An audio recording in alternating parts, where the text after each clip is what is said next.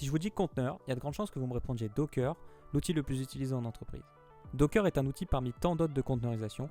Développé avec le langage Go et publié en 2013, c'est aujourd'hui le leader du marché avec plus de 50 millions de dollars générés chaque année. Ok, à la base, pourquoi on a besoin de Docker en fait?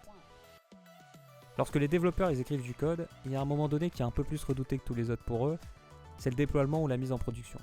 Le code écrit sur une machine, il fonctionne pas toujours sur une autre et c'est rapidement le bordel. Comment on pourrait faire? Il faudrait faire en sorte de toujours pouvoir déployer sur la machine du développeur.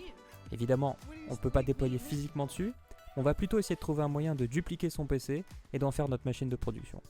En gros, on voudrait virtualiser l'ordinateur du développeur pour le dupliquer partout sur n'importe quelle machine. Lorsque l'on parle virtualisation, il y a deux choix qui vont s'offrir à nous. On peut construire des VM lourdes qui dupliquent l'OS avec son kernel et tout, ou alors on peut essayer de faire des conteneurs qui se basent directement sur l'OS de leur machine hôte. Pour créer un conteneur, il nous faut une image, et pour créer une image, il va nous falloir un Dockerfile.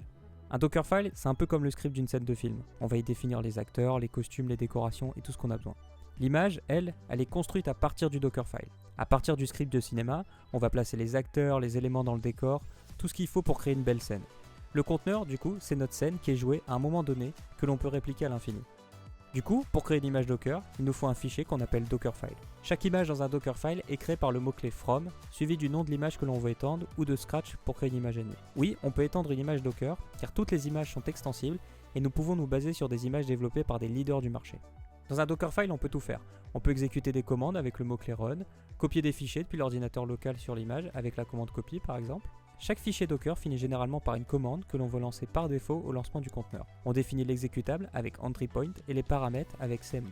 Pour construire l'image à partir du Dockerfile, on utilise la commande docker build. Pour lancer le conteneur à partir de l'image, on utilise la commande docker run image. C'était Docker en 2 minutes, merci beaucoup d'avoir regardé, n'hésitez pas à liker et partager la vidéo. Si vous voulez un cours complet sur Docker, retrouvez-nous tout de suite sur tornad.io ou sur le lien en description.